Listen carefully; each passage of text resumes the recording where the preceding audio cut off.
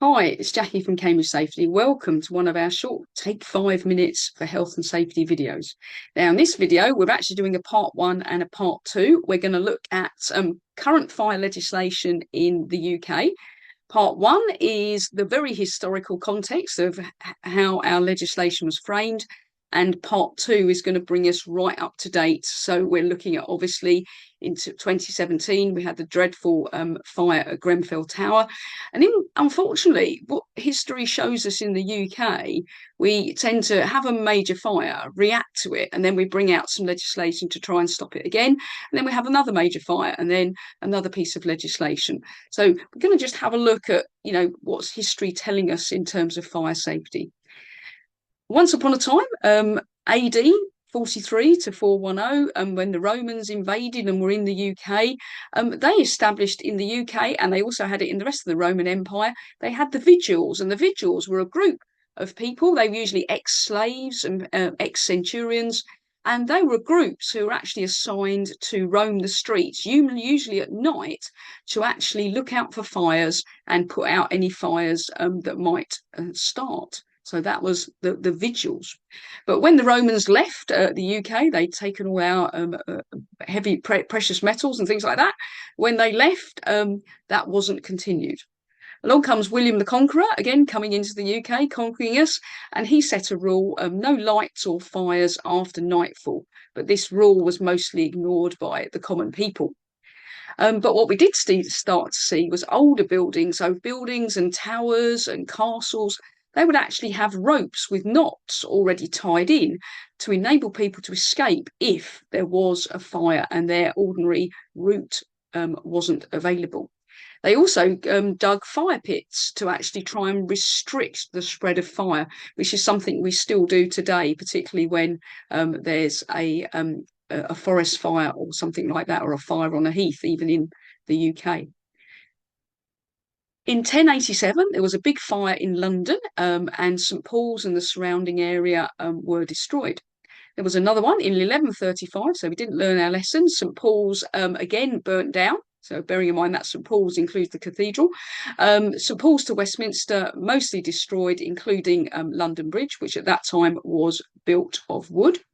1176, learnt the lessons. London Bridge was rebuilt of stone. But King John, the king at the time, he allowed houses to be built on the bridge because they paid rent, which was the money was used for the upkeep of the bridge. Good news though, the bridge was made of stone, but all the houses that were built on there and the stalls and everything else were made of wood. We had our first set of building regulations, which today we still have building regulations, which our planning authority uses. They were developed in 1189. And this was basically because in London, there was densely packed houses. All the houses were really close together, even overlapping at the top as well as next to each other. And you had lots of nuisance and building disputes and things like that.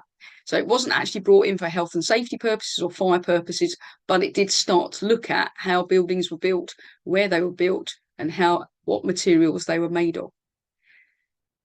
In 1212, we had the Great Fire of Southwark, and this led to the banning of thatch roofs, which was good. But timber framed buildings remained. So you had a timber framed building without the thatch roof, but the timber obviously would still burn very readily. We then come to the Great Fire of London in 1666. We had in London at the time, we talk about London for fire safety because it was the biggest city, it was where most densely populated, etc. So the risk was higher.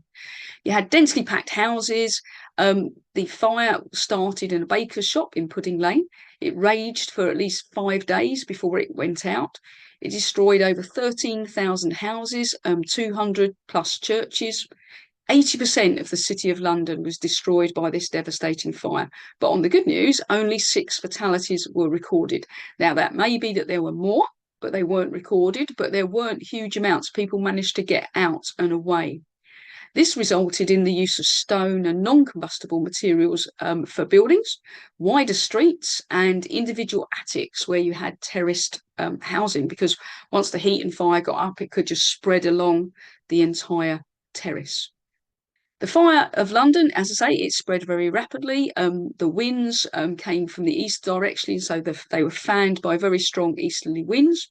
It reached the Thames, which you think, water, great, that's going to put it out.